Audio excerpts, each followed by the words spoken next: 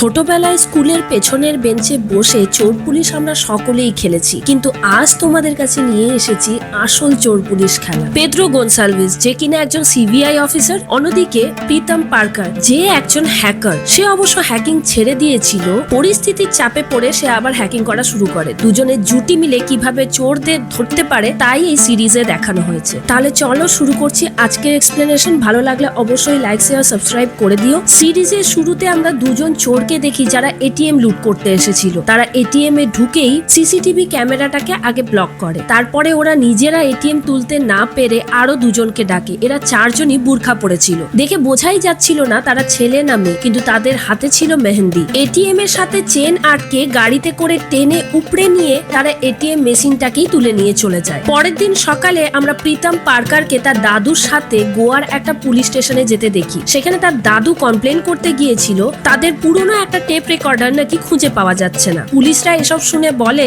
আমি তোমাদের ওই পুরনো 500 টাকার টেপ রেকর্ডার খুঁজবো? এদিকে 28 লাখ টাকা চুরি হয়ে গেছে এটিএম থেকে। এই সব কেস আমরা এখন নিতে পারবো না। ওদেরকে তাড়িয়ে দেয় ওখান থেকে। কিন্তু প্রীতম পার্কার তার দাদুর মুখের হাসির জন্য দাদুকে গাড়িতে তুলে দিয়ে আবার ফিরে আসে পুলিশ স্টেশনে। পুলিশের সাথে তর্কাতর্কি শুরু করে তাদের গায়ে হাত দিলে প্রীতমকে জেলে ভরে দেয়। এরপর ওই পুলিশ স্টেশনেই পেড্রো গোনসালভিস, যে কিনা একজন সিবিআই অফিসার, ওখানের ইনচার্জ ছিল। সে তদন্ত করতে নামে এই এটিএম বক্স চুরি। সে যখনই ওই পুলিশ স্টেশনে ঢোকে বারবার প্রীতম চিৎকার করে বলতে থাকে, আমাকে প্লিজ ছেড়ে দিন, আমার দাদু বাড়িতে একা আছে। কিন্তু কেউ তার কথার পাত্তাই দিচ্ছিল না, বারবার চুপ করতে বলছিল। প্রীতম যখন শোনে তাদের এটিএম মেশিন খুঁজে পাচ্ছে না বলে এরা সবাই ব্যস্ত হয়ে রয়েছে, প্রীতম বলে, আমি তোমাদের এটিএম মেশিনকে খুঁজে দেব, তুমি প্লিজ আমাকে দাদুর কাছে যেতে দাও। পেড্রো বলতে থাকে, তুমি জানো এটিএম মেশিন কিভাবে খুঁজে বের করতে হয়? তুমি জানো না কোথা থেকে এটিএম মেশিন চুরি হয়েছে? ওখানে তদন্তে পর্যন্ত যাওনি, তুমি বের করবে? এখানে প্রীতম বলে, আমার মাত্র 15 মিনিট লাগবে, আর যদি আমি তা করতে পারি তাহলে আমাকে কিন্তু ছেড়ে দিতে হবে, সাথে আমার দাদুর টেপ রেকর্ডারও খুঁজে দিতে হবে। পেড্রো তাকে জোর করে বাইরে বের করে আনে আর একটি মেশিনের সামনে বসিয়ে দেয়। প্রীতম মেশিনে বসেই তা নিজের কাজ শুরু করে দেয়। অন্যদিকে পেড্রো ব্যাংকের লোকেদের সামনে বসে ওকে হেয় করতে থাকে, বলে, আমরা এতক্ষণ ধরে চেষ্টা করছি, কোনো ক্লুই পাচ্ছি না চোরেদের, আর ও কিনা এখানে বসেই একটা এটিএম মেশিনকে খুঁজে দেবে। কিছুক্ষণ পর প্রীতম 4টে ছবি নিয়ে আসে। সেখানে তাদের বয়স, ফোন নাম্বার, এমনকি একজনের বিয়ের কার্ডও দিয়ে দেয়। বলে আজকে ওর বিয়ে, এরাই এই এটিএম মেশিনটাকে চুরি করেছে, আপনারা চাইলে খোঁজ নিয়ে দেখতে পারেন। সাথে রমেশ ওয়েল্ডিং শপ নামের একটা দোকানের অ্যাড্রেসও দেয় আর বলে এখানেই হয়তো এটিএম মেশিনটা আপনারা পেয়ে যেতে পারেন, একবার গিয়ে চেক করে দেখুন। পেড্রো অবাক হয়ে রেগে গিয়ে বলে, যদি এখানে না পায় তাহলে কিন্তু তোমাকে ছাড়বো না। এখানে প্রীতম বলে, আপনারা একবার চেক করে দেখুন, আমি তো এখানেই বসে আছি, কিন্তু তারপর আমাকে ছেড়ে দিতে হবে। পেড্রো তার দলবল নিয়ে রমেশ ওয়েল্ডিং শপে পৌঁছে যায় আর ওখানে ওই এটিএম মেশিনটাকেও পেয়ে যায়। চোরকে ধরার জন্য ওরা চোরেদের পেছন করতে থাকে। যার আজকে বিয়ে ছিল তারা বরযাত্রী নিয়ে যাচ্ছিল, সেখানে পুলিশ পৌঁছে গেলে পুলিশ দেখেই ওরা দৌড় মারে। শেষ পর্যন্ত ওরা 4 জন চোরকে ধরেই নেয়। এদের যেহেতু বিয়ে ছিল 4 জনই মেহেন্দি লাগিয়েছিল। প্রথমে আমরা ভেবেছিলাম হয়তো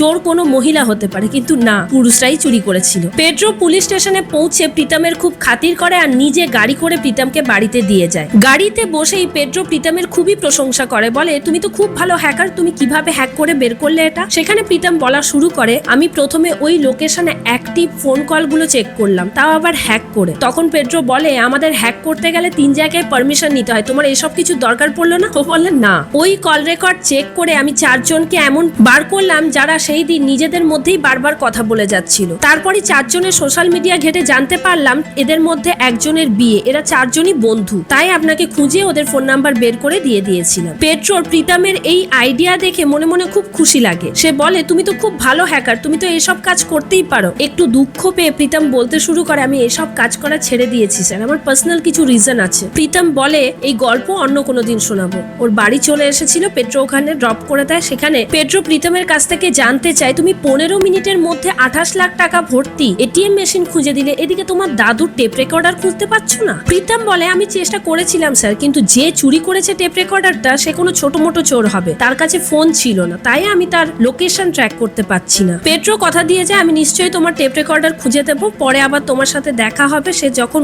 বেরিয়ে যাচ্ছিল তার কাছে ফোন আসে ওপর মহলের অফিসারের। তিনি জানান, স্পোর্টস মিনিস্টার ডিএন সরদেশাইয়ের বাড়িতে চুরি হয়ে গেছে, তুমি যত তাড়াতাড়ি সম্ভব তোমার টিম নিয়ে ওখানে পৌঁছে যাও। পেড্রো ওর টিম নিয়ে ওখানে পৌঁছে গেলে মিনিস্টার সাহেবের পিএর কাছ থেকে জানতে পারে মিনিস্টারের বউয়ের ফোন চুরি হয়ে গেছে। ভেতরে ঢুকেই পেড্রো বলে দেয় ফোন কোথাও মিসপ্লেস হয়েছে, কেউ চুরি করতে আসেনি। পিএ জানায় তার মানে আপনি কি বলতে চাইছেন। পেড্রো বলে কেউ যদি ফোনই চুরি করতে চায় তাহলে বাইরের কোনো টুরিস্টের ফোন চুরি করবে, এইখানে কোনো মিনিস্টারের বাড়ি ঢুকে তার বউয়ের বেডরুমে গিয়ে তো ফোন চুরি করবে না, ফোন নিশ্চয়ই মিসপ্লেস হয়েছে। সেই সময় মিনিস্টারের ছেলে ভিনি ওখানে পৌঁছে যায় খেলতে খেলতে। তাকে দেখে পেড্রো আলাপ জমানোর চেষ্টা করে, তার হাত যে পুড়ে গিয়েছিল সেই ব্যাপারে জানতে চায়, সাথে জানতে চায় সে মোবাইল ফোন ভালোবাসে কিনা। মোবাইলের কথা বলার সাথে সাথেই ভিনি ভয় পেয়ে ওখান থেকে ভেতরে চলে যায়। পিএ কে পেড্রো বলে ছেলেটি মোবাইলটিকে কোথাও রেখেছে, আপনি খোঁজ নিয়ে দেখুন, আমাকে 2 মিনিট দিন কথা বলতে, আমি এক্ষুনি বের করে দেব মোবাইলটি কোথায়। এদিকে আমরা মিনিস্টারকে দেখি সে নিজের কাজে ব্যস্ত ছিল আর তার বউ অ্যালেক্সার কাছ থেকে জানতে চাইছিল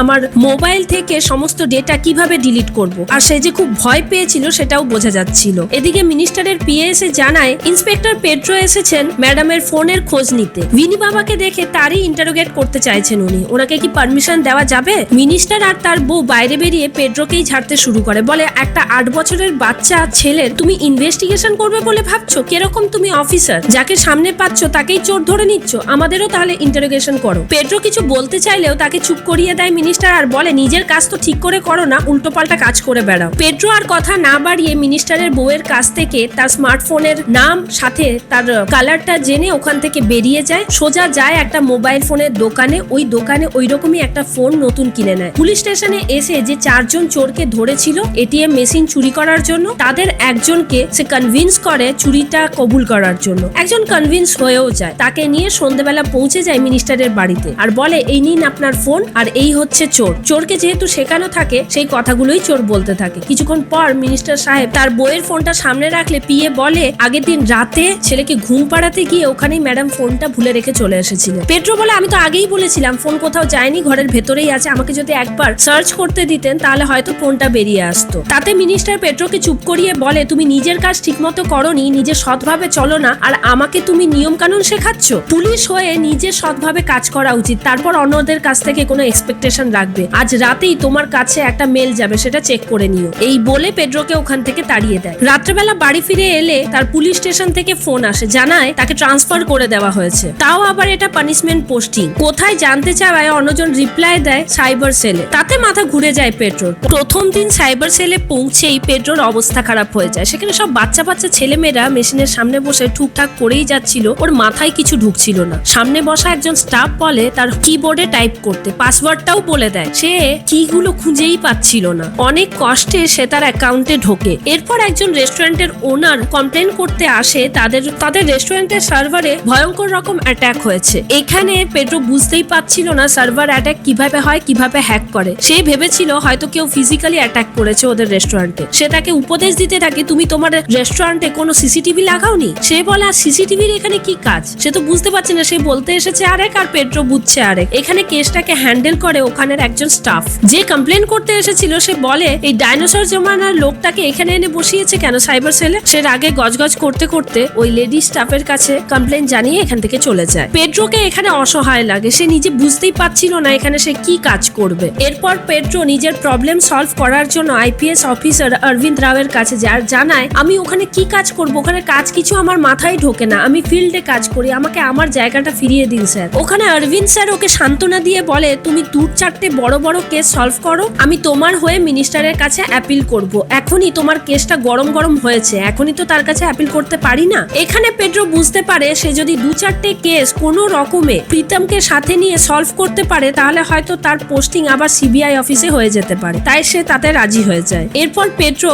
কোনো সময় নষ্ট না করে প্রীতমের কাছে যায় আর ওকে জানায় আমি তোমার দাদুর টেপ রেকর্ডার খুঁজে দেওয়ার জন্য 3টে লোককে কাজে লাগিয়ে দিয়েছি, তারা দিনরাত কাজ করে যাচ্ছে, তোমার টেপ রেকর্ডার নিশ্চয়ই খুঁজে পাবে, তার বদলে তোমাকে একটা হেল্প করতে হবে, তোমাকে আমার হয়ে 3-4টে কেসে হেল্প করে দিতে হবে। তাতে প্রীতম রাজি থাকে না, সে বলে আমি এইসব কাজ ছেড়ে দিয়েছি, এখন আমি ভ্যাকিউম ক্লিনারের সেলসে কাজ করি। এখানেই পেড্রো অনেক সেন্টিমেন্টাল কথাবার্তা বলে তাকে রাজি করিয়ে নেয়। পেড্রো সন্ধ্যেবেলা বাড়ি ফিরে এলে তার বউকে দেখা যায় বার্থডে সেলিব্রেশনের জন্য সমস্ত জোগাড় যন্ত্র করে রেখেছে, কিন্তু সেখানে পৌঁছানোর আগেই তার কাছে একটা ফোন আসে। সেখানে পেড্রোকে তার বান্ধবী অ্যানা বলে যে কিনা একজন নিউজ চ্যানেলের অ্যাঙ্কার, তার কাছে বিকেলের দিকে একটা ইমেল এসেছে, সেখানে লেখা আছে আজ রাতে 11:59 আমি আমার বউ আর বয়ফ্রেন্ডকে গুলি করে হত্যা করব, সাথে সাথে নিজেও সুইসাইড করে নেব। আমি রিসেপশনে একটা চিঠি ছেড়ে যাব আপনার জন্য, প্লিজ এই চিঠিটা কালকে আমার হয়ে সকলের সামনে পড়ে দেবেন, যাতে লেখা থাকবে আমি নিজে কোনো অন্যায় অন্যায় করিনি, আমি খারাপ মানুষ নই। পেড্রো আর ভেতরে না ঢুকে সঙ্গে সঙ্গে বাইরে বেরিয়ে যায়। ওর বউ ওর জন্য ওয়েট করতেই থেকে যায়। পেড্রো প্রথমে প্রীতমকে ফোন করে জানায়, আমাদের খুব গুড লাক, আজকে আমাদের প্রথম কেস চলে এসেছে, তুমি তাড়াতাড়ি তৈরি হয়ে নাও। এখানে প্রীতম বলে, আমি অনেক ভেবে দেখলাম স্যার, আমি আপনার কোনো কাজে হেল্প করতে পারবো না, আমি এসব ছেড়ে দিয়েছি এখন। তখন পেড্রো রেগে গিয়ে বলতে শুরু করে, আমি তো সকালেই ডিল করে এলাম তোমার সাথে, আর এখানে তিনজনের লাইফের ব্যাপার আছে, যার মধ্যে একজন সুইসাইড করতে যাচ্ছে। সুইসাইডের কথা শুনে পেড্রোর কারোর কথা মনে পড়ে যায়, যে কিনা একটা জল ট্যাঙ্কি থেকে লাফিয়ে সুইসাইড করেছিল। সেই কথা মনে পড়ে যেতেই প্রীতম এই কাজে রাজি হয়ে যায়। এখানেই ফার্স্ট এপিসোড শেষ হয়। সেকেন্ড এপিসোডের শুরুতে আমরা একটা লোককে দেখি যে নিজের বাড়ির ড্রয়ার থেকে একটা রিভলভার বের করে রেডি হয়ে ছেলেকে বাই বলে বেরিয়ে যাচ্ছিল। তার মা যখন জিজ্ঞাসা করে তুমি কখন ফিরবে, সে উত্তর দেয়, জানি না কখন ফিরতে পারবো। এরপর আমরা প্রীতম, পেড্রো আর ওই লেডি স্টাফকে দেখি একসাথে সাইবার সেলে বসে থাকতে এই কেসটাকে সলভ করার জন্য। পেড্রো তার বান্ধবী অ্যানাকে ফোনে নেয়। প্রীতম তার ইমেল অ্যাড্রেস জানতে চায় আর সাথে জানায়, আমি আপনার ইমেলে আইপি অ্যাড্রেস ট্র্যাক করার একটা লিংক পাঠিয়ে দিয়েছি, আপনি দয়া করে আপনার ইমেলের সাথে এই লিংকটা অ্যাটাচ করে যে আপনাকে ইমেলটি পাঠিয়েছিল তার কাছে পাঠিয়ে দেবেন। অ্যানা খবর শুরু করার আগেই ওই লিংক অ্যাটাচ করে যে ইমেল করেছিল তার কাছে পাঠিয়ে দেয়। এরপর প্রীতম, পেড্রো আর ওই মহিলা স্টাফটি অ্যানালিসিস করে বের করে যে এই ইমেলটা পাঠিয়েছে হয় সে কোনো গ্যাংস্টার হতে পারে, আবার কোনো পুলিশ অফিসারও হতে পারে। যেহেতু সেই ইমেলে লেখা আছে তাকে যেন কেউ খারাপ না ভাবে, তার মানে তার ইমেজের টেনশন রয়েছে, তাহলে তার গ্যাংস্টার হওয়ার সম্ভাবনা নেই। এখানে তারা ক্লিয়ার হয়ে যায় যে এই খুনটি করতে যাচ্ছে সে একজন পুলিশ অফিসার, তার সাথে সে কোনো হোটেলে যাবে এই খুনটা করতে। তখনই অ্যানা ফোন করে জানায় যাকে ও ইমেলটা পাঠিয়েছিল সেই ইমেলটা খুলে নিয়েছে। প্রীতম এখানে আইপি অ্যাড্রেস ট্র্যাক করে বলে যে এই খুনটা করতে যাচ্ছে সে এখন কানকোণে রয়েছে, যার দূরত্ব ওদের সাইবার অফিস থেকে প্রায় 1 ঘন্টা, আর 50 মিনিট বাকি আছে তার খুন করার সময়ের থেকে। প্রীতম বাইরে বেরিয়ে সোশ্যাল মিডিয়া হ্যাক করে কার্লোস লোবোর নামে একজন পুলিশ অফিসারকে বের করে নেয়, জানায় এই হয়তো এই খুনটা করতে যাচ্ছে। প্রীতম পেড্রোকে বলে, আপনি আপনার সোর্স লাগিয়ে জানার চেষ্টা করুন কানকোণে যত হোটেল আছে সেখানে রেনে লোবো বা তার বয়ফ্রেন্ডের নামে কেউ হোটেল বুক করেছে নাকি। পেড্রো তার সিবিআই অফিসের সমস্ত স্টাফকে এই কাজে লাগিয়ে দেয়। একজন জানিয়ে দেয় হোটেলের নাম স্যান্টা ক্যাসিনো। সেখানেই আমরা দেখি কার্লোস আগেই রিসেপশনে পৌঁছে গিয়ে তার বউয়ের যে হোটেল রুমে থাকার কথা নিজের পুলিশের আইডি বের করে রিসেপশনিস্টের কাছ থেকে তা বের করে নিয়েছে। পেড্রো আর প্রীতম ওখানে পৌঁছে যায়। কার্লোসের তার বউয়ের হোটেল রুমে ঢোকার আগেই তারা ওখানে গিয়ে পেড্রো ওকে কনভিন্স করতে থাকে যাতে তার বউকে না মারে। প্রথমে রাগের চোটে কার্লোস কোনো কথাই শুনতে চাইছিল না, তারপর তার ছেলের কথা বলাতে সে কিছুটা শান্ত হয়। এখানে পেড্রো খুব চালাকি করে বলে, তোমার ছেলে এর পর থেকে কোনোদিনও নিউ ইয়ার মানাতে পারবে না, কারণ সেখানে তার মনে পড়ে যাবে তার বাবা তার নিজের মাকে মেরে ফেলেছিল বছরের শেষ দিন। এটা একটা বাচ্চার জন্য কতটা ক্ষতিকারক বুঝতে পারছো? তখন কার্লোস তার বউকে আর তার বয়ফ্রেন্ডকে ছেড়ে দেয়, বলে তুমি আর কোনোদিন আমার জীবনে ফেরত আসবে না, আমি আমার ছেলে নিয়ে ভালো থাকবো। এই বলেই সে ওখান থেকে বেরিয়ে চলে যায়। এই সব ঘটনা দেখে প্রীতম পুরো ফ্যান হয়ে যায় পেড্রোকে বলে, চলো আজকে আমরা পার্টি করি, তাও আবার ড্রিঙ্ক করে। পেড্রো ওকে টানতে টানতে নিজের বাড়িতে নিয়ে আসে, ওকে 1 গ্লাস দুধ দেয় আর নিজে একটা ড্রিঙ্ক নিয়ে বসে আর ওকে খুব জ্ঞান দিতে থাকে। সেই সময় পেড্রোর বউ ওখানে পৌঁছে যায় আর বলে, তোমার আজকের দিনটাও এত লেট করে আসার ছিল, তুমি জানতে না আজকে বার্থডে সেলিব্রেশন করার আছে? এখানে আমরা জানতে পারি পেড্রোর একটা ছোট ছেলে ছিল 8 বছরেরই, সে দুর্ভাগ্যবশত কুয়োয় ডুবে মারা যায়। সেই থেকে তার বউ একদম ডিট্যাচ হয়ে গেছে পেড্রোর থেকে, সব সময় রেগে থাকে পেড্রোর ওপরে। অন্যদিকে পেড্রো বাড়িতে এসে বউয়ের খাচখাচানি শুনে বিরক্ত হয়ে যায়। একজন সিবিআই অফিসারের পক্ষে সম্ভব না সব সময় বউকে এন্টারটেইন করা, তাই সে তার বউকে বলে, তুমি তো নিজে কিছু কাজও করতে পারো, ছেলে তো চলে গেছে, তাকে তো পাবে না কাছে। তাতে খুব রেগে যায় তার বউ, বলে আমিও নিজে একটা চাকরি করতাম, তোমার জন্য আমি নিজের চাকরি স্যাক্রিফাইস করেছি, নিজের ছেলেকে মানুষ করার কথা ভেবেছিলাম, আর সেও নেই। এখানে পেড্রো রেগে গিয়ে বলতে থাকে, তুমি তোমার এবিলিটি ছিল না বলে চাকরিটাকে হারিয়েছো, সব ব্লেম আমার ওপর দিও না। এদের দুজনের রাগারাগির মধ্যে তার বউ বাড়ি ছেড়ে চলে যায়। পরের দিন সকালে সে সাইবার অফিসে গিয়েও ফোন করে বউকে, কিন্তু বউ কোনো ফোনই রিসিভ করতে চায় না। সে রেগে মেগে, যেহেতু কিবোর্ড গুলো ওর কাছে বোধগম্য হচ্ছিল না, সে ফোন করে প্রীতমকে আর জানতে চায়, ছোটবেলা থেকে আমরা ABCD একই রকম ভাবে পড়েছি, কিন্তু কিবোর্ডের ক্ষেত্রে অ্যালফাবেট কিউ থেকে শুরু হয় কেন? প্রীতম তাকে বোঝানোর চেষ্টা করতে থাকে। তখনই তাদের কাছে ফোন আসে ক্রাইম ব্রাঞ্চ থেকে, জানা যায় প্রীতমের টেপ রেকর্ডারটা খুঁজে পাওয়া গেছে। তারা পুলিশ স্টেশনে গেলে দেখতে পায় টেপ রেকর্ডার তো খুঁজে পেয়েছে, কিন্তু তার সাথে যে ক্যাসেটটা ছিল ওর দাদির, সেই ক্যাসেট ওরা খুঁজে পায়নি। পেড্রো আবার চাপ দিতে থাকে, তোমরা যেখান থেকে পারো ওই ক্যাসেটটা জোগাড় করে দাও। সেই সময় পুলিশ স্টেশনের টিভিতে দেখা যায়, নিউজে বলছে মিনিস্টারের ছেলে ভিনি কোথাও গায়েব হয়ে গেছে, মানে তাকে খুঁজে পাওয়া যাচ্ছে পাচ্ছে না। ডিআইজি স্যার ওখানে গেছে তদন্ত করতে। এই নিউজ দেখে প্রীতম পেড্রোকে বলে, আপনি যদি কোনো রকমে মিনিস্টারের ছেলেকে খুঁজে দিতে পারেন, এই মিনিস্টারই আপনাকে ট্রান্সফার করেছিল সাইবার সেলে, সেই আপনার পছন্দ মতো আবার ক্রাইম ব্রাঞ্চে ফেরত আনতে পারে। তখনই সাইবার সেলের লেডি স্টাফ দৌড়ে এসে পেড্রোকে খবর দেয় সাইবার সেলের টিমকে ডেকে পাঠিয়েছেন ডিআইজি। মিনিস্টারের বাড়ির সামনে দেখি তখন মিডিয়ায় পুরো ছয়লাভ হয়ে রয়েছে। মিনিস্টারের কাছে একটা র্যানসাম কল আসে যেখানে জানায়, ভিনিকে তোমাদের কাছে ফিরিয়ে দেওয়ার জন্য আমার মাত্র 5 কোটি টাকা চাই, তুমি আমাকে ওই টাকা জোগাড় করে দেবে, তোমার কাছে কাল পর্যন্ত টাইম আছে, আর তোমরা ভিনিকে নিয়ে নেবে। এখানে মিনিস্টার জানায়, যদি আমি টাকা না দিই তো? তখন লোকটি বলে, তাহলে আর কিছু না, ব্যাগে করে তোমরা ভিনির বডি পরের দিন পেয়ে যাবে। পুলিশরা এখানে সিসিটিভি চেক করেও দেখেছে ভিনি স্কুল থেকে বাড়িতে এসেছে, কিন্তু তার বাইরে যাওয়ার কোনো সিসিটিভি ফুটেজ নেই, অথচ সে নাকি মিসিং। এখানে পেড্রো তার লেডি স্টাফকে নিয়ে মন্ত্রীর বাড়িতে আসে। মন্ত্রী যখনই পেড্রোকে দেখে সে খেপে যায়। মন্ত্রী বলে, আমার এই অফিসারের ওপর বিন্দুমাত্র ভরসা নেই। তা শুনে পেড্রো বলে, আমার ওপর একবার ভরসা করে দেখুন, আপনার ভরসা আমি রাখবই। সে প্রীতমের স্টাইলে সিম কার্ড যার নামে আছে তাকে সোশ্যাল মিডিয়াতে ফলো করে তার বাড়িতে লোক পাঠিয়ে দেয়। সেখানে গিয়ে জানতে পারে যেই লোকের নামে এই সিম ইস্যু করা আছে সে একজন 102 বছরের মহিলা, গতকালই তার মৃত্যু ঘটেছে। তার নাম ছিল ববি। সে তার নিজের আধার কার্ড ক্রিমিনালদের ভাড়ায় দিত, তার বদলে কিছু টাকা নিত। এই কথা ডিআইজি জানার পর পেড্রোর ওপর খুব রেগে যায়। মন্ত্রীও পেড্রোকে শোনাতে থাকে, আমি জানতাম এই লোকটা কিছুই করতে পারবে না। 2 দিন আগেই আমার ওয়াইফের ফোন চুরি হয়ে গিয়েছিল বলে একে ডেকেছিলাম। কি করেছে? একজন নকল চোরকে এনে দাঁড় করিয়ে দিয়েছে। এখনো হয়তো হতে পারে একজন নকল ছেলেকে এনে বলবে এটাই আমার ছেলে ভিনি। তাতে পেড্রোর খুব খারাপ লাগে আর বলতে শুরু করে, আমি তো প্রথমেই আপনার কাছে এসে বলেছিলাম আপনাদের ফোন কোথাও চুরি হয়নি, বাড়িতেই আছে। আমি সেই দিনই বলেছিলাম ভিনিকে একবার ইন্টারোগেশন করতে দিতে, আপনারা তাতে রাজি হননি, উল্টে ইগো হার্ট হয়েছিল, আমাকে ট্রান্সফার করিয়ে দিয়েছিলেন। আজকেও আমি যেখানে সাইবার সেলের কিছুই বুঝি না, আমি ফিল্ডের লোক, আমাকে আপনারা পাঠিয়ে দিয়েছেন যেখানে আমি ABCD টাইপ পর্যন্ত করতে পারি না কম্পিউটারে। এখানে আমি কিভাবে আপনাদের প্রবলেম সলভ করতে পারি? আমাকে আমার মতো করতে দিন, তাহলেই পারবো। সে ফিরে চলেই যাচ্ছিল, তারপর ফিরে এসে আবার মন্ত্রীকে জানিয়ে যায়, আমার কাছে এমন একজন টেক জিনিয়াস আছে যার হেল্প নিয়ে আমি ভিনিকে খুঁজে দিতে পারি, কিন্তু তার জন্য আপনাকে আমার উপর ভরসা করতে হবে। এখানে যতজন উপস্থিত আছে তার মধ্যে থেকে একমাত্র আমি জানি ছেলে হারানোর যন্ত্রণা কি। এই বলে পেড্রো রেগে মেগে বাইরে বেরিয়ে চলে আসে। নিজের গাড়িতে বসেই ছিল, তখনই মন্ত্রী মশাইয়ের বিয়ে বাইরে বেরিয়ে আসে আর বলে, মন্ত্রী সাহেব আপনাকে আর আপনার টেক জিনিয়াসকে তার সাথে দেখা করতে বলেছেন। পেড্রো প্রীতমকে নিয়ে মন্ত্রী সাহেবের সাথে পরের দিন সকালেই দেখা করে। সেখানে জানতে পারে র্যানসাম কলটা আজকে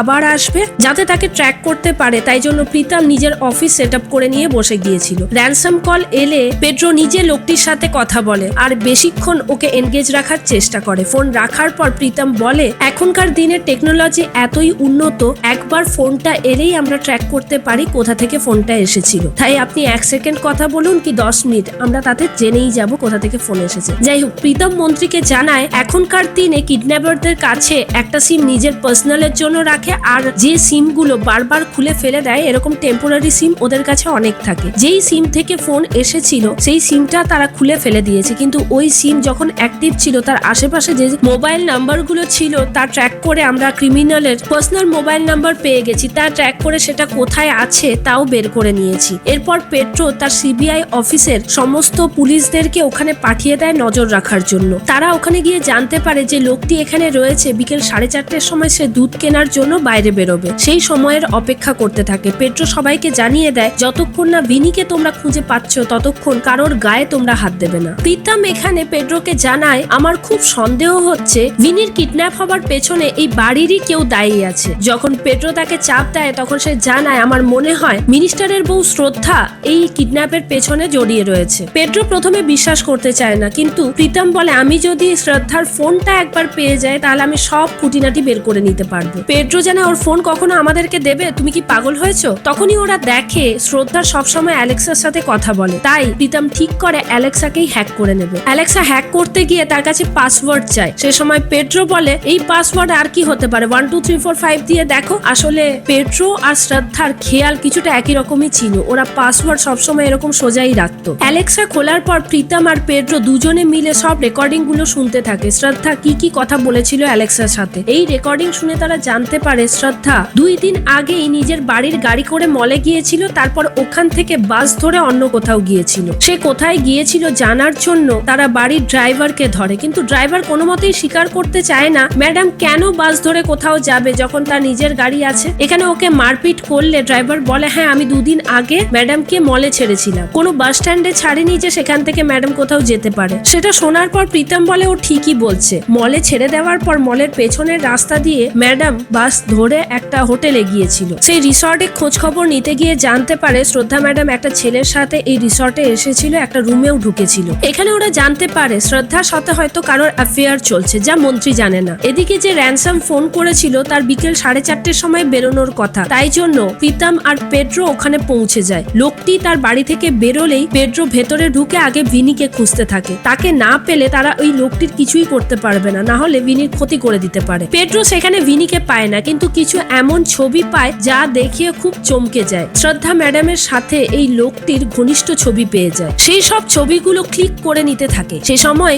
ওই লোকটি তার বাড়িতে চলে আসে। যেসব পুলিশ পাহারায় ছিল ওই লোকটির, তারা ফোন করে জানিয়ে দেয় পেড্রোকে। পেড্রো কোনো মতে ওখান থেকে পালিয়ে বাঁচে। মন্ত্রী পুরো ঘটনা জানার পর তার ভিনিকে খুঁজে পায়নি বলে প্রীতম আর পেড্রোকে নিজের বাড়ি থেকে বাইরের লনে বসিয়ে দেয়। এদিকে শ্রদ্ধার সাথে পেড্রো কথা বলতে গিয়ে বলে আমি তোমার হাজবেন্ডের কাছে এই কথাটা বলতে পারতাম, কিন্তু আমি চাইনি এই কথা কেউ জানুক। তারপর সেই ক্লিক করা ছবিগুলো শ্রদ্ধার সামনে রেখে জিজ্ঞাসা করে তুমি কেন তোমার ছেলেকে কিডন্যাপ করিয়েছো? শ্রদ্ধা বলে আমি কিডন্যাপ করাইনি। এখানে শ্রদ্ধা আসল ঘটনাটা বলতে শুরু করে। শ্রদ্ধা আর এই লোকটি বিয়ের আগের গার্লফ্রেন্ড বয়ফ্রেন্ড ছিল। কোনো কারণে তাদের সম্পর্ক ভেঙে যায় আর তারা আলাদা হয়ে মন্ত্রীকে বিয়ে করে নেয় শ্রদ্ধা। এরপর কিছুদিন আগে ফোন করে শ্রদ্ধাকে থ্রেট দিতে থাকে সে যদি 5 কোটি টাকা না দেয় তাহলে তাদের যে ঘনিষ্ঠ মুহূর্তের ছবি আছে তা মিডিয়াকে দিয়ে দেবে। এখানে মন্ত্রী হচ্ছে স্পোর্টস মিনিস্টার, অন্যদিকে যার সাথে ওর সম্পর্ক ছিল সে ছিল একজন ম্যাচ ফিক্সার। তাই এদের সম্পর্ক যদি সর্বসমক্ষে আসে মন্ত্রীর আর মন্ত্রী থাকার সম্ভাবনাই থাকবে না। তাই শ্রদ্ধা খুব বাজেভাবে ফেসে যায়। রিসর্টের কথা পেড্রো জিজ্ঞাসা করলে শ্রদ্ধা জানায় আমাকে একদিন ডেকেছিল এই বুকি দেখা করার জন্য। সেখানে গিয়ে আমাকে জানায় 5 কোটি টাকা যদি তুমি এইভাবে দিতে না পারো তাহলে একটা প্ল্যান আছে আমার। তোমার ছেলেকে যদি কিডন্যাপ করে নি তাহলে নিশ্চয়ই তোমার হাজবেন্ড টাকাটা দিতে আপত্তি করবে না। সেখানে শ্রদ্ধা জানায় তুমি কি পাগল আছো? আমি আমার ছেলেকে তোমার হাতে তুলে দেবো এইভাবে? বুকি বলে এখন আর কেউ ক্লোরোফর্ম দিয়ে কাউকে কিডন্যাপ করে না, এখনকার সব অনলাইনের যুগ। আমার কাছে একজন টেক জিনিয়াস আছে, সেই সব কাজ করে দেবে, তোমাকে এই নিয়ে চিন্তা করতে হবে না। খালি তোমার হাজবেন্ডকে কনভিন্স করাবে ভিনির মুক্তিপণ হিসেবে যেন 5 কোটি টাকা আমাকে দিয়ে দেয়। এখানে শ্রদ্ধা আপত্তি জানালেও ওরা কোনো কথাই শোনেনি, ভিনিকে কিডন্যাপ করে নেয়। এসব কথাই পেড্রোকে জানালে পেড্রো তার কথা বিশ্বাস করে। সাথে শ্রদ্ধা বলে প্লিজ এইসব কথা মিনিস্টারকে জানাবে না, তাহলে আমার নিজস্ব লাইফ পুরো ছাড়কার হয়ে যাবে। এরপর আমরা সেই টেক জিনিয়াসকে দেখি যার নাম মার্টিন। সে একটা হোটেলের লবিতে বসে অপেক্ষা করছিল, কোনো এক মন্ত্রী আসার কথা ছিল। সেই মন্ত্রীর জিমেল এর অ্যাক্সেস পাওয়ার জন্য সেই মন্ত্রী এলে তার জিমেল অ্যাকাউন্ট খুলে ফরগেট পাসওয়ার্ড করে দেয়। তার জন্য তার মোবাইলে একটা ওটিপি যায়। মোবাইলটা নেওয়ার জন্য মন্ত্রীর সামনে গিয়ে নাটক করে তার ফোনের ব্যাটারি শেষ হয়ে গেছে। মন্ত্রীর কাছ থেকে ফোনটা নেয়, তার বাবার হার্ট অ্যাটাক এসেছে তাই জন্য ডাক্তারকে ফোন করবে বলে। মার্টিনের এরকম উদ্বেগজনক অবস্থা দেখে মন্ত্রী তার ফোনটা দিয়ে দেয়। হ্যাকার খুব তাড়াতাড়ি ওটিপিটাকে মেমোরাইজ করে নেয় আর মেসেজটাকেও মুছে দেয়। সঙ্গে সঙ্গে কাউকে ফোন করে উল্টোপাল্টা কথা বলে রেখে দেয়। তারপরেই ওই মন্ত্রীর জিমেলের অ্যাক্সেস পেয়ে যায় আর সেই অ্যাক্সেসটাই অন্য কারো কাছে বেচে দেয়, তার বদলে কিছু টাকা নিয়ে নেয়। এই হ্যাকার যে অনৈতিক ভাবে ইনকাম করছে সেটা আমরা এই ঘটনা দেখেই জানতে পারি। এখানেই 3rd এপিসোড শেষ হয়। 4th এপিসোডের শুরুতে আমরা দেখি মার্টিন একটা সমুদ্রের ধারের ক্যাফেতে বসেছিল। সেখান থেকে সেই বুকিকে ফোন করে জানায় তুই আজকেই অ্যারেস্ট হতে যাচ্ছিস। বুকি বলে সেটা কি করে সম্ভব? বলে তোর বাড়ির আশেপাশে আমি 40টা ফোন দেখতে পাচ্ছি, তার মানে পুলিশরা তোকে পুরো ঘিরে রেখেছে। ও প্রথমে বিশ্বাসই করতে চাইছিল না। তখন মার্টিন ওই বুকিকে বুদ্ধি দেয় তুই আগে মন্ত্রীকে ফোন করে জানা যে এখানে পেট্রো আর জয়ন্ত নামের 2জন কনস্টেবল আমার পেছন পেছন ঘুরছে, একজন তো আমার বাড়িতেও ঢুকে গিয়েছিল, এটা যেন আর না হয়। আর ওখান থেকে তুই পালিয়ে যা, না হলে তুই অ্যারেস্ট হতে বাধ্য। যতক্ষণ না বাচ্চা ওরা পাচ্ছে ততক্ষণ হয়তো তোর কিছু করবে না। মার্টিন যে ক্যাফেতে বসে কথা বলছিল সেখানেই জয়ন্ত নামের ওই কনস্টেবলটি উপস্থিত ছিল। তাকে ডাকলে পাশ দিয়ে গেলে মার্টিন ভয় পেয়ে ওখান থেকে বেরিয়ে যায়। ওখানে কিছু একটা কাজের জন্য গিয়েছিল হয়তো জয়ন্ত। ওখানে গিয়ে সে প্রীতমের দাদির ক্যাসেটটা খুঁজে পেয়ে যায়। প্রীতমকে ডেকে ওই ক্যাসেটের গান শোনালে দেখে ওর দাদির ক্যাসেটটা কেউ রিরাইট করে দিয়েছে, তাই ওই ক্যাসেটটা আর কোনো কাজের না, দাদির কোনো গলাও ও শুনতে পাবে না। তাতে মন খারাপ হয়ে যায় প্রীতমের। এরপর ওরা মন্ত্রীর বাড়ি ফেরত এলে প্রীতম জানায় যে এই কাজটা করছে সে হচ্ছে এক্সিলেন্ট হ্যাকার, সে এই বাড়ির ব্লুপ্রিন্ট সম্পর্কে জানে। কিভাবে জানলো সেটা জানার জন্য প্রীতম বলে তা জানতে হলে আমাকে ভিনির ল্যাপটপটা চেক করতে হবে। ল্যাপটপ খুলতে গেলে তারা পাসওয়ার্ড পায় না। পাসওয়ার্ড জানার জন্য ভিনির বেস্ট ফ্রেন্ডকে ডাকা হয়। ভিনির মা বেস্ট ফ্রেন্ডকে ডেকে অনেক আদর যত্ন করে খাবার টাবার খাইয়েও তার পাসওয়ার্ড যখন বের করতে পারে না, পেড্রো পুলিশি ভাষায় কড়া ভাবে ওকে বললে তখন ও রাজি হয়ে যায় পাসওয়ার্ড বলতে। প্রীতম ওই পাসওয়ার্ড নিয়ে ভিনির ল্যাপটপ খুলে দেখে ভিনি ব্লু ওয়েল নামের একটি গেম খেলতো, যেখানে ডিফারেন্ট টাস্ক দেওয়া থাকতো। সেই টাস্ক অনুযায়ী সে কাজ করে যেত। এই গেম সম্পর্কে বোঝাতে গিয়ে প্রীতম জানায় এই গেমটা ভীষণই ডেঞ্জারাস গেম, যা রাশিয়ান একজন আবিষ্কার করেছে। এই গেমে প্রথমে খুব ইজি টাস্ক দেওয়া হয়, আস্তে আস্তে টাস্কের ইন্টেন্সিটি বাড়ানো হয়, শেষ পর্যন্ত মৃত্যু টাস্ক দেওয়া হয়। যেভাবে প্রীতম বলে যাচ্ছিল, পেড্রোর মনে পড়ে যায় তার ছেলেও একই রকম ভাবে প্রথমে নিজের বাড়িতে চুরি করে, পরে তার পাশের বাড়ি লোকেদের চুরি করে, পোস্ট অফিস জ্বালিয়ে দেয়, তারপরেই কুয়োয় ডুবে সুইসাইড করে নেয়। তার মানে তার ছেলেও এই ব্লু ওয়েল গেমটাই খেলতো। এইভাবেই তার জীবন গেছে। খুব ভেঙে পড়ে পেড্রো এখানে। ভিনি যে টাস্ক গুলো কমপ্লিট করেছিল তার ভিডিও খুলতে শুরু করে প্রীতম। সেই টাস্ক দেখে বুঝতে পারে ভিনি খুব সিরিয়াসলি এই গেমটা খেলে যাচ্ছিল। এই গেমের জন্যই হয়তো তাকে কিডন্যাপ হতে হয়েছে। এই গেমের সাথে সাথে সে আরো যে গেম খেলতো সেগুলোকে তার মায়ের ফোন থেকে ডিলিট করে ফেলেছিল। এরপর ভিনির ল্যাপটপ থেকে মার্টিনের আওয়াজ আসে। সে বলে, আমি তোমাদেরকে শুধু শুনতেই পাচ্ছি না, দেখতেও পাচ্ছি। এইসব কথা বলার পর মন্ত্রীর বাড়িতে যারা ছিল তারা খুব অবাক হয়ে যায় আর ভয় পেয়ে যায়, কারণ যদি কেউ দেখতে পায় ওদেরকে তাহলে হয়তো মেরেও ফেলতে পারে, ক্রিমিনাল হলে সেরকম। তাই প্রীতম যেহেতু টেক জিনিয়াস ছিল, সে তার বুদ্ধি অ্যাপ্লাই করে বুঝতে পারে যে ভিনিকে কিডন্যাপ করেছে তার কাছে এই বাড়ির ব্লুপ্রিন্ট রয়েছে। কোথায় কি রয়েছে সে তা জানে। আমাদের কাছে যে মোবাইল আছে তা ট্রেস করে আমাদের সামনে বলছে ও নিজের চোখে কাউকেই দেখতে পাচ্ছে না। এইসব কথা শুনিয়ে প্রীতম ভেবেছিল হয়তো টেক জিনিয়াসকে টেক্কা দিতে পেরেছি, কিন্তু তখনই মার্টিন বলে, তোমার সাথে খুব তাড়াতাড়ি দেখা হচ্ছে কবির। এই কথা শোনার পর হন্তদন্ত হয়ে বাড়ি আসে। প্রীতম তার দাদুকে বলে, আজকেই আমাদেরকে এখান থেকে বেরিয়ে যেতে হবে। সে গোছানো শুরু করে। তখনই তার বাড়ির বাইরে একজন কেউ ভাঙা শিশিতে কিছু ফেলে যায়। প্রীতম সেটা চেক করতে গিয়ে দেখে একটা পেন ড্রাইভ। তখনই আমরা পেড্রোকে দেখি সে তার বাড়ি ফিরে তার ছেলের যে ল্যাপটপ ছিল সেটা চেক করে দেখে তার ছেলেও ব্লু ওয়েল গেম খেলতে গিয়ে মারা গিয়েছিল। এসব দেখে পেড্রো খুব কানাকাটি করতে থাকে। এদিকে প্রীতম ওই পেন ড্রাইভটা নিজের ল্যাপটপে লাগিয়ে দেখে কেউ একজন রেকর্ড করে পাঠিয়েছে, যে বলছে, আমি তোকে 3 বছর ধরে খুঁজে যাচ্ছি, অবশেষে আমার খোঁজা কমপ্লিট হলো, এরপর থেকে নতুন গেম শুরু হবে। প্রীতমকে বলে একটা হসপিটালের নাম, ওই হসপিটালে 204 নম্বর রুম ভিজিট করতে বলে। এদিকে পেড্রো বুঝতে পেরেছিল প্রীতমের এই কবির নাম শুনে নিশ্চয়ই কিছু হয়েছে, কিছু একটাও লুকিয়ে যাচ্ছে। সেটা খোঁজ করার জন্য সে সাইবার সেলে আসে আর প্রীতমের মোবাইলটাকে ট্র্যাক করায় কোথায় আছে জানার জন্য। প্রীতমকে দেখি স্কুটি চালিয়ে সে একটা হসপিটালের দিকে যায়। ওই হসপিটালের সাইকিয়াট্রিক ওয়ার্ডের 204 নম্বর রুমে গিয়ে সে মিসেস ফনসেকে দেখে। প্রথমে তাকে দেখে চিনতে পারেনি, কিন্তু বেডে যে পেশেন্টের নাম লেখা থাকে, নাম দেখে ও কান্নায় ভেঙে পড়ে ওখানে। সে যখন ওখান থেকে ভয়ার্ত অবস্থায় বেরিয়ে আসছিল, পেড্রোর সাথে তার দেখা হয়ে যায়। পেড্রো তাকে বসিয়ে জিজ্ঞাসা করে ঘটনাটা কি। এখানে প্রীতম জানায়, 3 বছর আগে আমি একটা খুন করেছিলাম। তার ব্যাক স্টোরিতে আমরা জানতে পারি প্রীতম যে ইঞ্জিনিয়ারিং কলেজে পড়তো সেখানে ফনসে নামে একজন প্রফেসর ছিল। সে কখনোই স্টুডেন্টদের দেরি করে আসা সহ্য করতে পারতো না। যে স্টুডেন্ট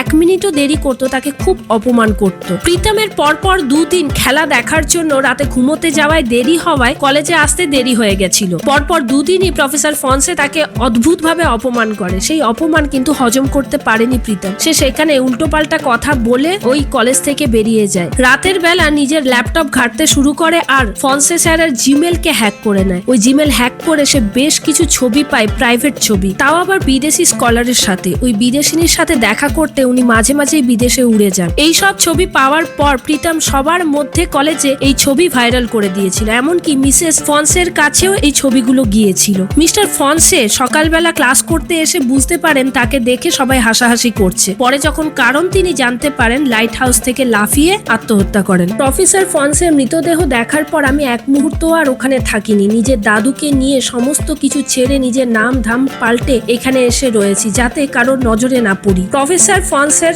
ছেলে মার্টিন আগে ইউএসএ তে থাকতো, তাকে আমরা কখনো দেখিও নি। সে এখন এখানে ফিরে এসেছে, আমাকে দেখে এখন হয়তো বদলা নিতে চাইছে। সব শুনে পেড্রো বলে, আমি বুঝতে পেরেছি তোমার ওটা কম বয়সের ভুল ছিল, তার জন্য তুমি অনুতপ্ত। আমিও জানতে পেরেছি আমার ছেলে মৃত্যু হয়েছিল এই ব্লু ওয়েল গেম খেলে। এতদিন পর্যন্ত আমরা নিজেদেরকেই দোষী ভাবতাম ওর মৃত্যুর পেছনে। পরের দিন সকালে মিনিস্টারের কাছে ফোন আসে মার্টিনের। সে জানায়, আমার খুব তাড়াতাড়ি 5 কোটি টাকা চাই, যে যেভাবেই হোক তোমরা আমাকে ওই টাকাটা দাও, ওই টাকাটা যেন প্রীতম আমার পাঠানোর ঠিকানায় নিয়ে আসে। শ্রদ্ধার মোবাইলে একটা ছবি পাঠায়, বলে কোনো যদি চালাকি করার চেষ্টা করো তাহলে ভেবে নাও তোমার ছেলের কি হতে পারে। সেখানে দেখা যায় ভিনির মিডিল ফিঙ্গার কেটে দিয়েছে। কারণ জানতে চাওয়ায় সে বলে ও কথায় কথায় এত অসভ্য বাচ্চা মিডিল ফিঙ্গার দেখায়, তাই জন্য ওই মিডিল ফিঙ্গারটাকেই আমি কেটে দিয়েছি। তাতে এরা ভীষণই ভয় পেয়ে যায়, মন্ত্রী 5 কোটি টাকা দিতেও রাজি হয়ে যায়। প্রীতম ওই টাকা নিয়ে যখনই মার্টিনের কাছে যায়, মার্টিনের চোখে মুখে রাগ স্পষ্টভাবে আমরা দেখতে পাই। মার্টিন রাগের চোটে প্রীতমকে ভীষণ মারে আর বলে,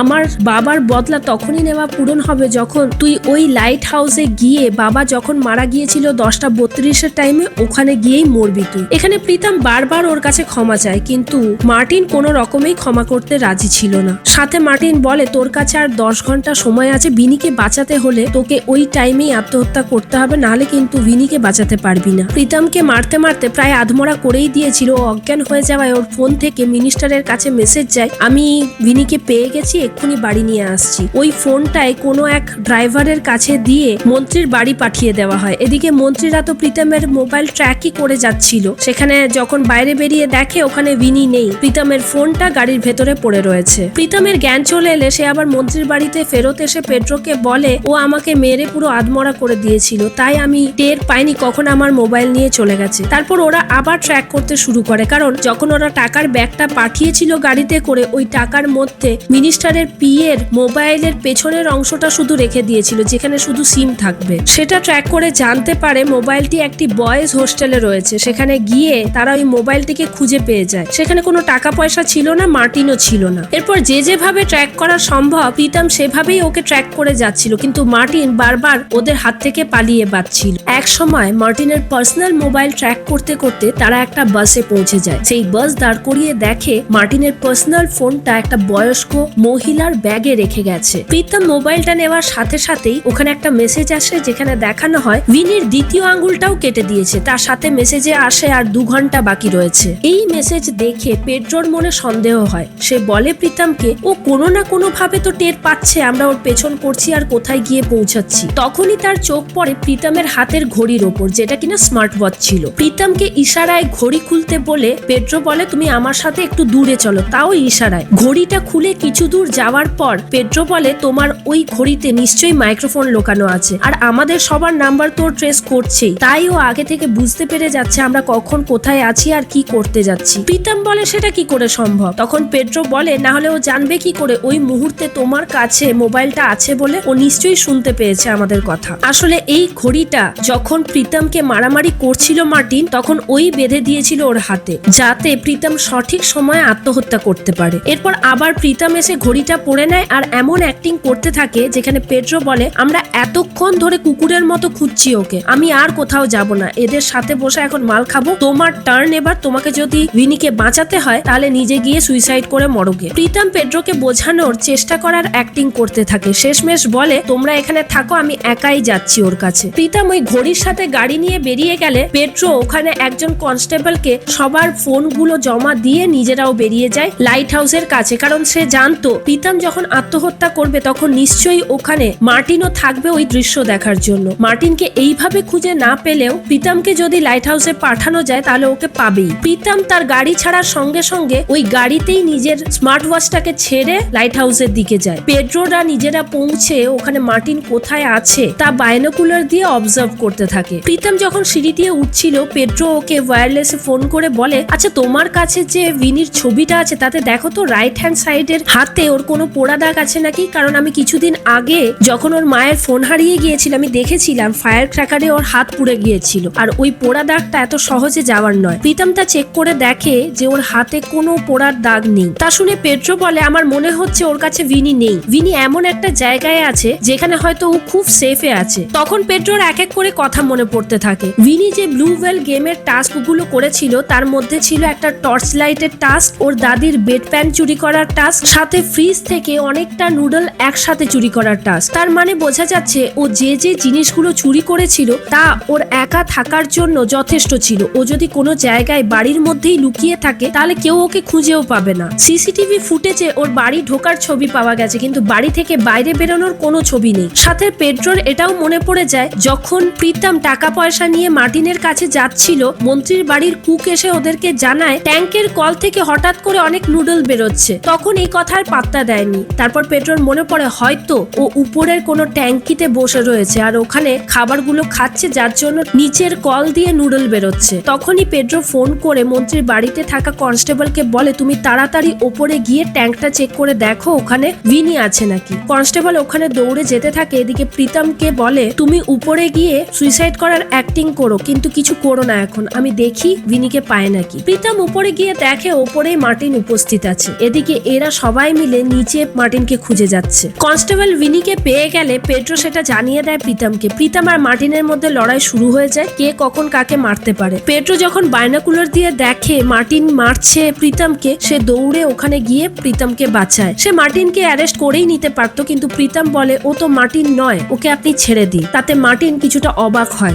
গাড়ি নিয়ে পেড্রো যখন ফেরত যাচ্ছিল প্রীতমকে বলে তুমি ওকে ধরতে দিলে না কেন, এত বড় একটা ক্রাইম করে ও বেঁচে যাবে। তখন প্রীতম বলতে থাকে ও ভিনির সাথে যেটা করেছে সেটা সম্পূর্ণ আমার দোষেই করেছে, আমি যদি ওর বাবার কোনো ক্ষতি না করতাম আজ ও এরকম ক্রিমিনাল হয়ে যেত না। আর আমি লক্ষ্য করে দেখেছি ভিনিকে যে যে টাস্ক গুলো দিয়েছে ব্লু ওয়েলে, এমনি অরিজিনাল গেমে কিন্তু এত সহজ টাস্ক দেওয়া হয় না। শেষ পর্যন্ত এটা তো মানতেই হবে ও ভিনির কোনো ক্ষতি করেনি, ভিনিকে একটা সেফ প্লেসেই রেখেছিল। প্রীতম বলে আপনার সাথে এই সময়টা খুবই ভালো কাটলো, আপনার সাথে আর দেখা হয় আর না হয় আমি এর জন্য একটা ভিডিও বানিয়ে রাখতে চাই। প্রীতমকে দিয়ে ওর দাদির লিরিক্সে লেখা ওই গানটা গাওয়ায়, যদিও খুব বাজে গায়, ওই গানের ভিডিও করে পেড্রোর ওয়াইফকে পাঠিয়ে দেয়। এদিকে ওই বুকি আবার শ্রদ্ধাকে ফোন করে জানায় তুমি তোমার ছেলেকে পেয়ে গেছো ঠিক আছে, কিন্তু টাকার কথাটা ভুলো না, ওই টাকা যদি আমি না পাই তাহলে ওইসব ছবিগুলো আমি আজকে রাতেই মিডিয়াতে দিয়ে দেব। শ্রদ্ধা ফোন করে পেড্রোকে এই কথা জানালে প্রীতম বলে আর যা পাঠায় পাঠাক, আমরা সব সামলে নেব। আস্তে আস্তে প্রীতম বলে এরপর যদি আপনাকে মন্ত্রীমশাই ওই সিবিআই তে ট্রান্সফার না করে এটা আমিও দেখছি, আপনি প্রথমে গিয়েই কিন্তু ট্রান্সফারটা চেয়ে নেবেন। ওরা যখন মন্ত্রীর বাড়িতে যায় দেখে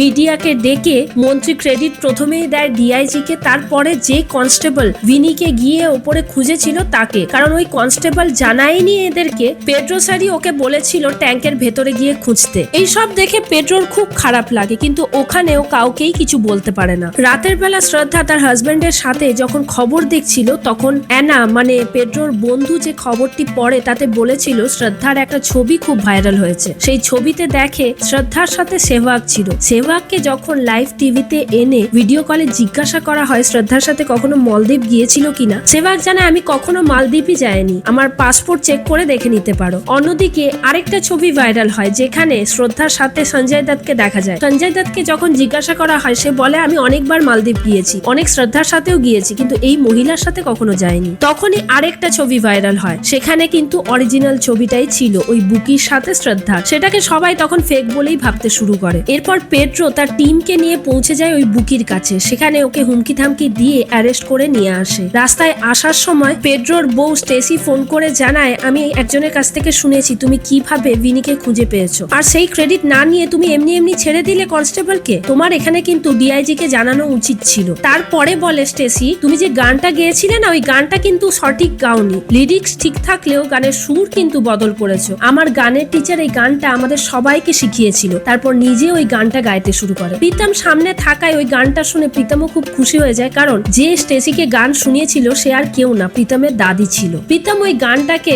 নিয়ে ওর দাদুকে গিয়ে শোনায়, ওর দাদুও খুব খুশি হয়ে যায়, কারণ এই গান শুনেই বহু বছর কাটিয়েছে ওর দাদু দাদিকে ছাড়া। এরপরে আমরা মার্টিনকে দেখি যে তার বাবার কফিনের সামনে বসেছিল, সেখান থেকে সে শ্রদ্ধাকে ফোন করে জানায় আমি অনেক বড় ভুল করেছি, ভিনির সাথে আমাকে ক্ষমা করে দেবেন। তার সাথে জানায় আমি গাড়িতে করে 5 কোটি টাকা পাঠিয়ে দিয়েছি, আপনি প্লিজ এই খবরটা প্রীতমকে জানিয়ে দেবেন। এরপরেই দেখি সাইবার সেলে আবার পেড্রোকে বসে থাকতে, সেখানে একজন সোশ্যাল মিডিয়া ইনফ্লুয়েন্সার আসে একটু ছিট ধরনের। সে লাইভে এসে বলে আমি এখানে কমপ্লেন করতে এসেছি, আমার জীবনের প্রথম কমপ্লেন, আমার ফলোয়ার্স চুরি হয়ে গেছে। যা শুনে পেড্রো খুব অবাক হয়ে যায়। সে বাইরে গিয়ে প্রীতমকে ফোন করে জানায় আমাকে যদি তাড়াতাড়ি সাইবার সেলে রিটার্ন না করিয়ে নিয়ে যাও আমি কিন্তু এখানে মরে যাব। প্রীতম ওকে একটা ব্যাংক ডাকাতি করার আইডিয়া দেয় আর ওই ডাকাতকে ধরারও আইডিয়া দেয়। এইভাবেই সিরিজটি এখানে শেষ হয়। তোমাদের সিরিজটি কেমন লাগলো অবশ্যই জানিও। এই সিরিজটি অমিত দুবের দুটো বুক থেকে ইন্সপায়ার্ড হয়ে বানানো হয়েছে। যদি তোমরা বই দুটো কিনতে চাও আমি আমার ডেসক্রিপশনে ট্যাগ করে রাখবো, কিনে নিতে পারো। গ্রাম চিকিৎসালয়ের ফার্স্ট সিজন আমি আগেই এক্সপ্লেন করেছি,